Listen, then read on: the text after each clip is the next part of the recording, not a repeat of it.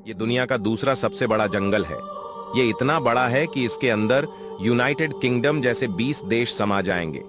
इसका area 37 lakh square kilometre में फैला हुआ है और इस जंगल में 10,000 से भी ज्यादा पेड़ पौधा पाया जाता है।